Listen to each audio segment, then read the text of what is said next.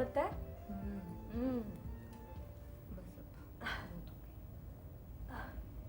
बस बस अब रहने दे, बहुत हो गई। डॉक्टर ने क्या कहा था? रोज 1 घंटे के लिए पैर की मालिश करवाना। अच्छा मैं एक नई टेक्निक ट्राई करती हूँ। अरे नहीं ऐसे नहीं कर रूही, बस ऊपर आके बैठ जा। तुम दोनों बहुत बोरिंग हो। बेचारी बीमारी से अभी उठी है, लेकिन बीमार तो नहीं लग रही हो। रवि के प्यार का रंग चढ़ा हुआ है। क्या बातें हो रही तुम तीनों में? बेटी रूपा, रवि जब इतना कह रहा था तो एक आध दिन और रुक जाती, क्या बिगड़ जाता? सिर्फ पैर। मम्मी कभी कभी तुम कमाल कर देती हो। वो तो बेचारा शराफत दिखला रहा था, तो क्या वही धरना धर लेते? हाँ, शराफत के मारे कोई किसी को इतना प्यार से नहीं रखता। उसकी बहनों का दिमाग भले ही 7वें आसमान पर हो, पर अब रवि शादी करेगा तो हमारी रूपा से ही, ये तुम लिख कर रख लो। हाँ, और फिलहाल श्रीमती जी आप भी ये बात अपने दिमाग की डायरी में लिख कर रख लीजिए कि कल रात डिनर पे एक मेहमान आ रहा है। मुझे पता है कौन आ रहा है। रवि आ रहा होगा इसका हालचाल पूछने। क्यों रे रूपा, तूने मुझे बताया तक नहीं? खैर कोई बात नहीं, मैं अब भी बाजार जाती हूँ और सामान। हाँ, ठहरिए ठहरिए ठहरिए भाई, रवि नहीं राजमोहन आ रहा है दिल्ली से। देखो जी, उसका नाम मेरे सामने मत लिया करो, मेरे तन बदन में आग लग जाती है। ओफो लक्ष्मी, जो काम बड़े बूढ़े कर गए हाँ? उसके लिए राजमोहन को दोषी ठहराने से क्या फायदा?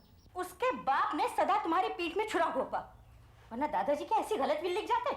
दादाजी को लड़कों से प्यार था, कोशिश तो हमने भी पूरी की, रौनक सिंह आ ही जाता। और आ गई रूपा, रेखा, रूही और रीटा। और रूपा, रेखा, रूही, रीता को मकान की जरूरत थोड़ी ही है। दादाजी का ख्याल था कि ये सब लड़कियां अपने अपने घर चली जाए। भगवान न करे तुम्हें कुछ हो जाए तो ये राजमोहन हम सबको घर से निकाल बाहर कर देगा।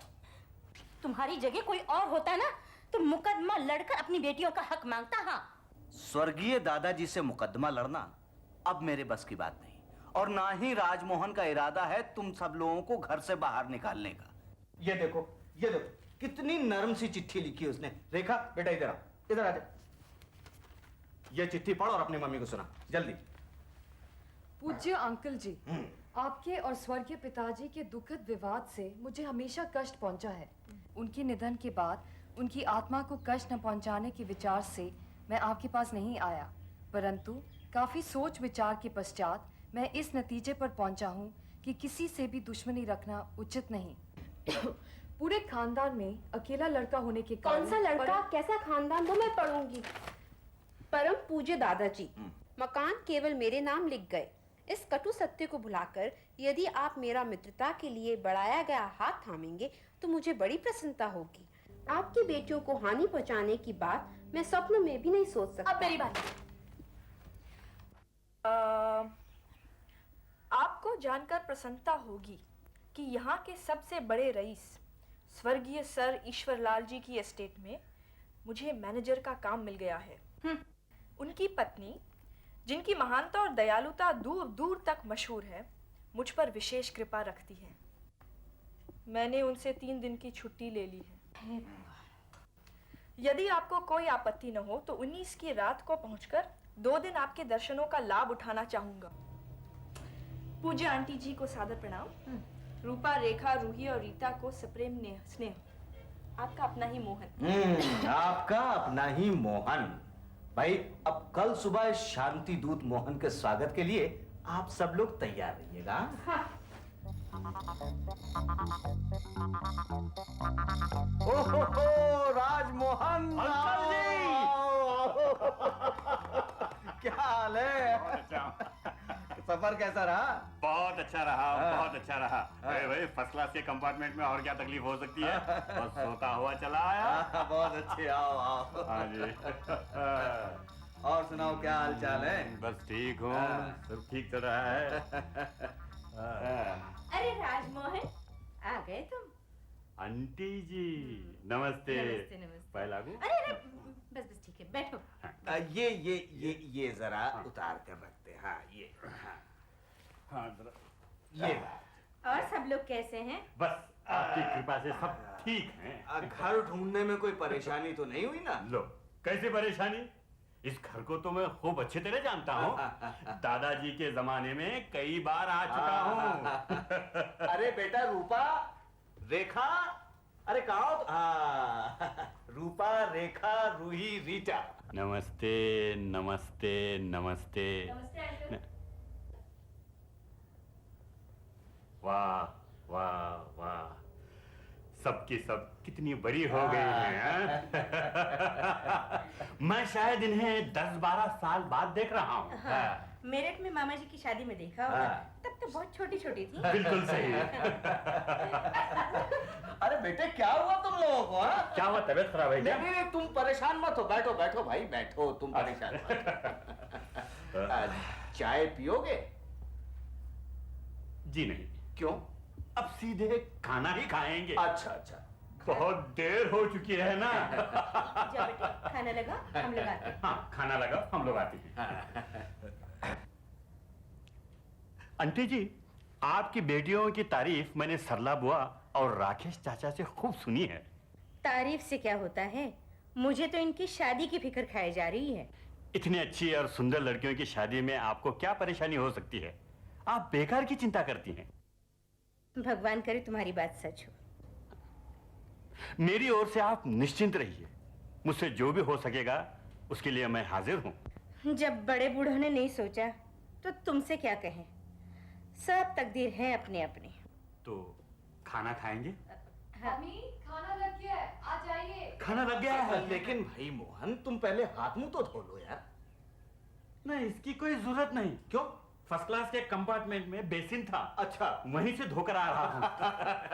चलो तो फिर चलो चलो। कहाँ है? चलो सीधे हाँ चलो। वहाँ।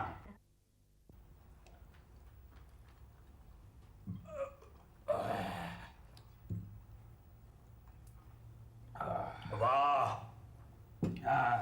खाना तो बहुत अच्छा था। पसंद आया? बहुत पसंद आया। बेटियों नहीं बनाए? अच्छा जी, तो बहुत बहुत पसंद आया। मम्मी आम दो। ठहर जाओ बेटे, ठहर जाओ, पहले इनको लेने दो। मोहन लो, आम लो भाई। नहीं भाई, हम तो कटे हुए आम नहीं खाते। तो हम तो वो आम खाएंगे। अच्छा अच्छा, वो ले लो भाई, दो। जो अधिक ताजे होते हैं ना ये। अच्छा अच्छा। वाह। हाँ भाई मोहन, तुम्हें अपनी नौकरी तो पसंद है ना? पसंद? इससे अच्छी नौकरी और किसी को मिल ही नहीं सकती। अच्छा। अपने मन का राजा हो। हाँ। लेकिन मुझे नौकरी का बहुत शौक। अच्छा। जरूरत हो या ना हो, फिर भी काम करता ही रहता हूँ। इसलिए तो मिसेस लाल के और मेरे संबंध सिर्फ नौकरी वाले ही नहीं बल्कि घरेलू भी हो गए हैं। उनकी अमीरी और दरियादिली का तो भाई दुनिया में कोई मुकाबला नहीं। अब आप ही देखिए ना, उनके घर 3-4 बार खाना खा चुका हूं और चाय पानी की तो कोई गिनती ही नहीं। कुछ लोग उन्हें घमंडी समझते हैं, पर भाई मुझे तो ऐसा कुछ दिखाई नहीं दिया। तुम उनके साथ ही रहते हो? हाँ, एक काम ले लूं? ले लो ले लो। ले लो। उसी कंपाउंड में न जाने उनके ऐसे कितने घर हैं। एक मुझे भी दे दिया रहने के लिए। अच्छा अच्छा। वो अकेली रहती हैं? नहीं जी, अपनी इकलौती बेटी के साथ, जो उनके धन संपत्ति की मालकिन बनने वाली है। बड़ी खुशनसीब है, सुंदर भी होगी। मिसेस लाल का तो कहना है कि इतनी सुंदर लड़की उनके पूरे खानदान में पैदा नहीं हुई। खूबसूरती के अलावा उसके चेहरे पे एक रईसी शान है, एक ऐसा अंदाज है जो हर किसी लड़की के चेहरे पे नजर नहीं आता। पर हाय रे किस्मत, बेचारी की तंदुरुस्ती कुछ नाजुक मिजाज की है, अक्सर बीमार हो जाती है। पर हाँ साहब, फिर भी ऐसी सर्वगुण संपन्न लड़की मैंने आज तक कहीं नहीं देखी। मैं तो मिसेस लाल को मोहन, मैं जरा भाई हाथ धोकर आता हूँ। हाँ? आइए। अच्छा। हाँ, तो मैं क्या कह रहा था? मिसेस लाल। हाँ, हाँ, तो मैं मिसेस लाल को कई बार कह चुका हूं कि आपकी लड़की कहीं की रानी बनने के लायक है। तो वो इतना खुश हुई कि पूछे मत।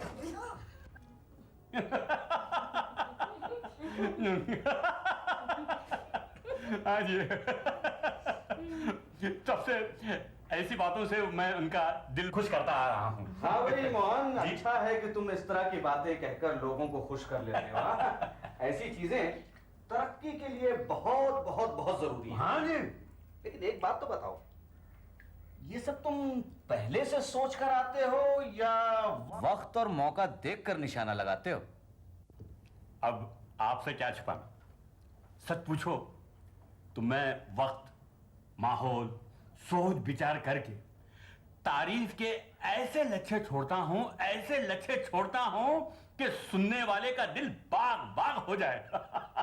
पर हाँ साहब, फिर भी मेरे चेहरे पर मैं ऐसा दिखाता हूं कि ये उद्गार मेरे दिल से निकले और जबान से बाहर आए। Excuse me. क्या हुआ? कुछ नहीं। बहुत खूब मोहन, बहुत खूब। बहुत खूब।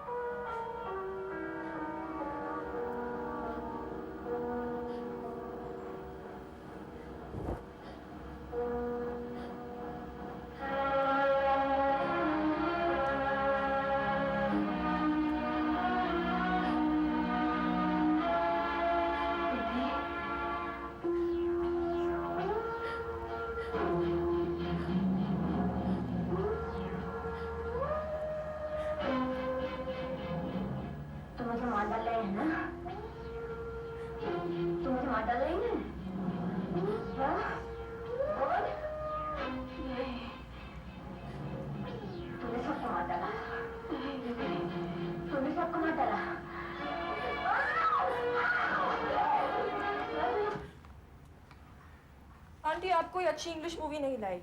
लाई हूँ। उसे देखने में ज्यादा मजा आता है। उसे देखने फिर किसी दिन आ जाना। महीनों से कोई अच्छी हिंदी पिक्चर नहीं देखी थी। बड़ी मुश्किल से अपनी फ्रेंड कपिला से मांग कर लाई हूँ, और फिर उसने भी किसी और से मांगी थी, आज ही लौटानी है। अरे भाई रेखा, रूपा नहीं आई? उसने कहा था वो जरूर आएगी, आती होगी। आ जाती तो बहुत अच्छा था। पड़ोसियों को बुला ले तब तक। जो आपकी मर्जी है। रवि को बुला लेते हैं, अभी आई मैं।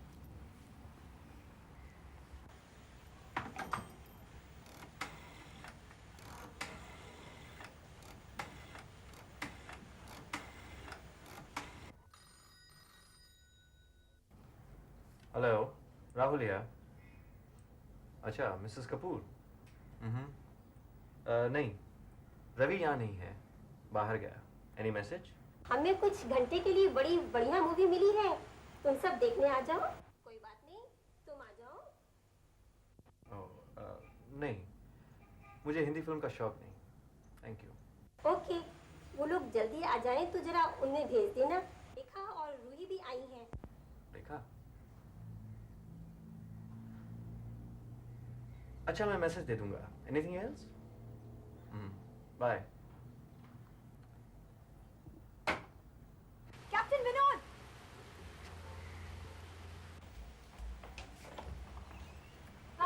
हाय रूही, तुम यहाँ रहती हो? नहीं, मेरे आंटी का घर है, अंदर आइए ना। अरे मगर ऐसे कैसे? क्यों नहीं, आपको आना पड़ेगा। मेरी बहनें भी आई हुई हैं, उनसे भी मिल लीजिए। अच्छा। आइए।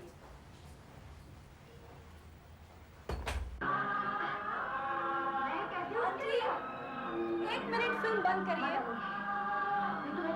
देखो कौन आया है। कैप्टन विनोद आया। ये मेरी aunty Mrs Kapoor. Hello. Hello. ये मेरी बड़ी बहन रेखा, मेरी छोटी बहन रीटा। कर्नल मित्रा के यहाँ इनसे मुलाकात हुई थी उस दिन। अच्छा, आप इनके जोक सुनेंगे तो हंसते हंसते पेट में दर्द हो जाएगा। भाई इस समय हम तो बड़े सीरियस मूड में हैं। हाँ, वो तो दिखाई दे रहा है। अच्छा, आप लोग ये सीरियस मूवी देखते रहिए, हम बालकनी में जाके बातें करते हैं। Okay, thank you. हम लोग मूवी शुरू करते हैं। हाँ, चलो। बार बार रोकते हैं। इंटरेस्टिंग।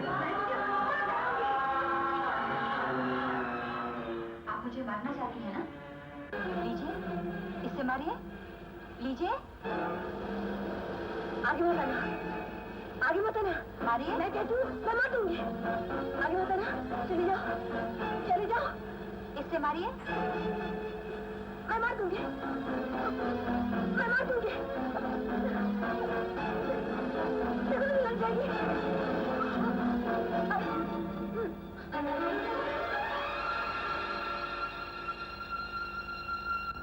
मैंने कहा था ना, सबको बता दूंगी क्या है। इधर आओ, मेरी बात सुनो, इधर आओ। Sorry to disturb you. आइए राहुल जी। मैं सिर्फ यही कहने आया था कि वो लोग अभी आए नहीं। अरे राहुल जी, आप कैसे हैं?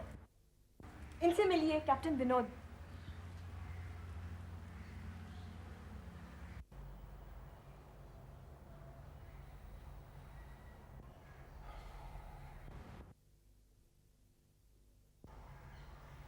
एक्सक्यूज मी, मैं चलता हूँ। कमाल है, इतनी जल्दी में था तो आया क्यों था? उसे कुछ काम होगा। काम था तो फोन पर भी बता सकते थे, यहाँ आने की क्या जरूरत थी? ओ माय गॉड, 7 बज गए। ये मेरा क्लब में इंतजार कर रहे होंगे और फिर रास्ते में मूवी भी तो लौटानी है। तुम्हारा घर तो क्लब से बिल्कुल अपोजिट है। हम लोग खुद चले जाएंगे आंटी। हाँ। अरे नहीं, अकेली कैसे जाओगी? कैप्टन विनोद, मैं आपको एक तकलीफ दे सकती हूँ। हाँ जरूर। प्लीज जरा इनको रास्ते में छोड़ दीजिएगा। नहीं आंटी प्लीज, इन्हें क्यों तकलीफ देते हैं? अरे तकलीफ कैसी, मैं उसी साइड तो जा रहा हूँ, रास्ते में आप लोगों को ड्रॉप कर दूंगा। हाँ प्लीज, ये मेरी सबसे प्यारी सहेली की अमानत है, इनको जरा संभाल के ले जाइएगा। अरे इट्स माय प्लेजर। प्लीज। अच्छा, thank you. Bye bye. Okay bye. Thank you. Okay, see you, bye bye. Bye.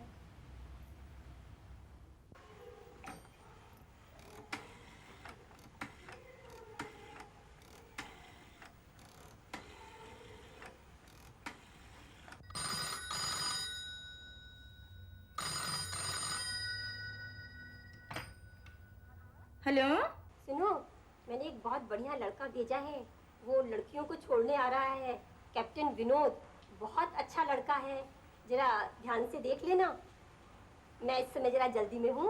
Okay, bye bye.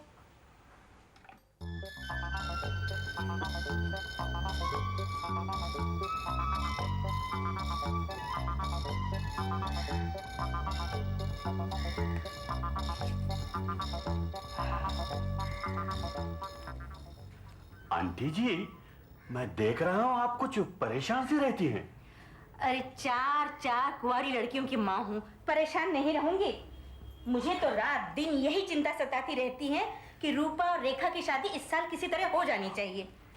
Uncle जी की भी तो कोई जिम्मेदारी है। तुम्हारे अंकल जी को कुछ अकल होती तो दुनिया उन्हें यूं लूट कर न खाती। आंटी जी, आपकी दुखती रग छेड़ना नहीं चाहता हूं। अगर मेरे लायक कोई सेवा हो तो तुरंत कह डालिए। क्या कह डालूं? कि तुम अपना हक इस मकान पर से छोड़ दो? जी, मकानों के भाव जिस हिसाब से बढ़ते जा रहे हैं उसे देखते हुए तो ये बहुत मुश्किल है। लेकिन आंटी जी, ऐसा भी तो हो सकता है ना, आपकी बेटी और मैं दोनों इसका फायदा उठा लें। क्या मतलब? मतलब ये आंटी जी कि मैं अब शादी की सोच रहा हूं। हम किसे बताएं? बताना क्या है आंटी जी, आपकी अपनी बेटियां हैं। क्या कह रहे हो? हाँ, मैं बिल्कुल ठीक कह रहा हूं। हमारे पिताजी वैसे भी हमारे दादाजी के गोद लिए बेटे थे, इसलिए आपकी लड़कियों से मेरा कोई रिश्ता बनता ही नहीं। हाँ, ये तो बड़ी अच्छी बात है कि मुझे आपकी रूपा बहुत पसंद है, वरना मेरे लिए लड़कियों की कोई कमी नहीं है। पर रूपा की बात तो एक जगह तय सी है, बस सगाई की देर है। और लोग भी बड़े पैसे वाले हैं। रूपा की शादी तय हो गई? ओहो, और लोग भी बहुत पैसे वाले हैं। ओह, कोई बात नहीं आंटी जी, कोई बात नहीं। आपकी रेखा भी तो कुछ बुरी नहीं है, पर मोहन, मुझे रेखा से और तुम्हारे अंकल जी से सलाह लेनी पड़ेगी। तुम तो जानते हो दोनों बड़े तेज दिमाग वाले हैं। मुझे विश्वास है कि आप लोग इस ऑफर से कितना खुश हुए होंगे। इतना अच्छा घर, इतना अच्छा वर, दोनों एक साथ कहां मिलते हैं। वैसे श्रीमती लाल मेरे लिए कई रिश्ते ले आई, जो एक से बढ़कर एक सुंदर, एक से बढ़कर एक पढ़ी लिखी लड़कियां थी। हाँ, लेकिन आंटी जी, मैं आपकी मदद करना चाहता हूं। ठहरो ठहरो, मुझे जरा सोचने दो। सोचिए, इत्मीनान से सोचिए, जी भर के सोचिए, लेकिन एक बात जरूर याद रखिए, इतना अच्छा मौका फिर कभी हाथ नहीं आएगा। हाँ।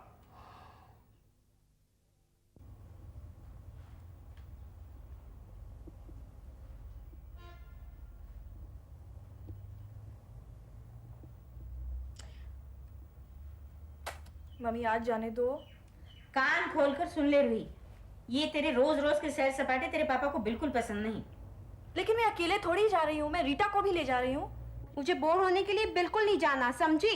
रीटा प्लीज, मैंने मीरा से कह दिया है, वो तेरे लिए एक अच्छी सी किताब निकाल कर रखेगी। इतनी दूर क्यों जाऊं? किताब तो मैं यहाँ भी पढ़ सकती हूँ। उस दिन तेरे पापा बहुत गुस्सा हो रहे थे। इतनी दूर अकेले आना जाना ठीक है क्या?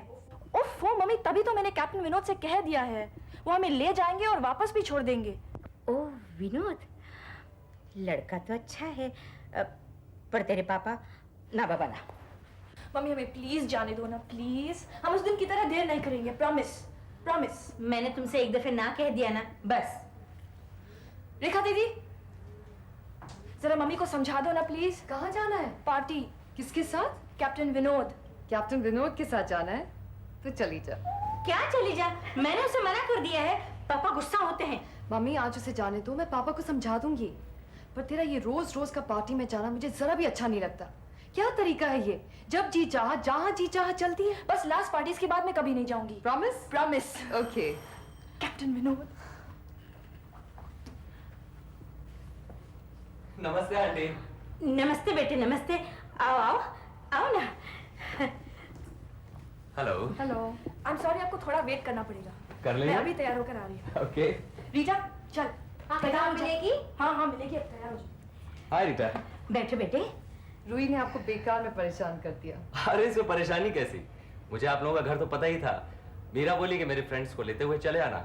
अब बॉस की बेटी का हुक्म कैसे टालता है? तुम लोग बैठो, मैं चाय का इंतजाम करती नहीं नहीं, आप चाय के लिए तकलीफ ना करें, मैं घर से पी कर चला। अच्छा। जी हाँ। Mummy mummy. ओहो, क्या है? तुम बैठो बेटे, मैं अभी आती हूँ। प्लीज।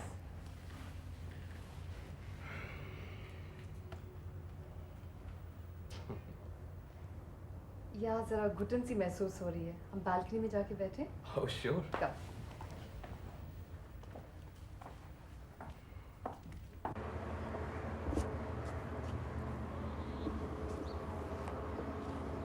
कितना खूबसूरत मौसम हाँ।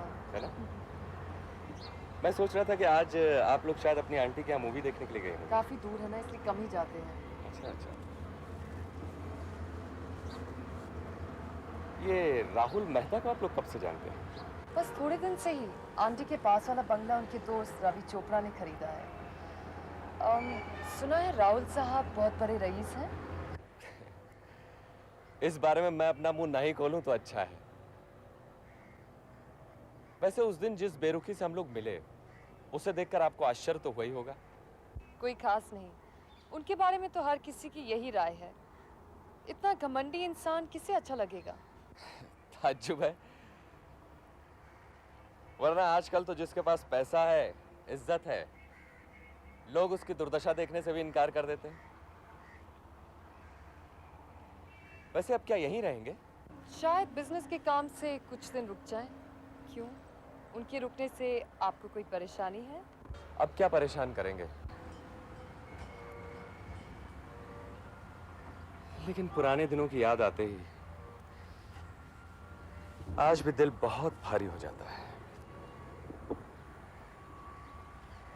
मेरे साथ जो अन्याय हुआ उसे तो मैंने भुला दिया, माफ भी कर दिया, लेकिन एक बात का दुख मुझे हमेशा रहेगा रेखा जी।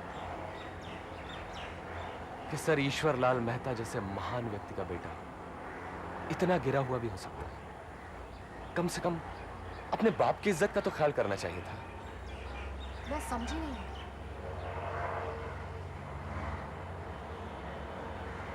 मेरे पिता ने अपना सारा जीवन मेहता खानदान की सेवा में लगा दिया। उनकी मेहनत और ईमानदारी से खुश होकर सर मेहता ने मेरे पिता की अंतिम घड़ियों में उनसे एक वायदा किया कि वो मुझे अपने बेटे की तरह पालेंगे। उनका प्यार तो मैं जिंदगी भर नहीं भुला सकता। मेरे सच्चे दोस्त और शुभचिंतक थे। फिर क्या हुआ? होना क्या था रेखा जी? उनकी मौत के बाद राहुल ने मुझे घर से बेघर कर दिया। और क्या आप इस पर यकीन करेंगे कि जो जमीन जायदाद वो मेरे लिए छोड़कर गए थे उसे भी राहुल ने हड़प कर लिया। और इसीलिए मैंने अपना गम भुलाने के लिए आर्मी ज्वाइन कर लिया। पर राहुल ने सब क्यों किया? क्योंकि उसकी मुझसे जाती दुश्मनी जो थी। लेकिन ऊपरी दिखावे और झूठी तारीफ जीतने के लिए गरीबों पर रहम का नाटक करना उसे खूब आता है। मेहता खानदान के नाम पर दयादान चलता रहता है। मुझे तो लगता है रेखा जी कि अगर उसे दुनिया में किसी से सच्चा प्यार है तो सिर्फ अपनी छोटी बहन से। वो कैसी है? सब एक ही माला के मोती। अपने भाई की तरह घमंडी और बदमिजाज। बचपन में हम सब साथ खेले बड़े हुए, तब उसे मुझसे बहुत लगाव था। लेकिन अब वो भी भाई के स्वर में स्वर मिलाकर बोलती है। मुझे ताजुब तो ये हो रहा है कि रवि जैसे नेक और अच्छे दिल वाले इंसान की दोस्ती इन जनाब से कैसे हो गई, कैसे निभ रही है। शायद रवि को राहुल के बारे में कुछ पता ही ना हो सकता है। लेकिन आपको एक बात नहीं मालूम रेखा जी कि कितना मंजा हुआ खिलाड़ी। बिना मतलब वो किसी से हेलो भी नहीं करेगा। और अगर उसका मतलब है तो उसका बर्ताव बहुत ही मीठा और शाइस्ता होगा। उसकी नजर में पैसे और हैसियत की कीमत है, इंसानियत की नहीं। और गरीब इंसान की बिल्कुल भी नहीं।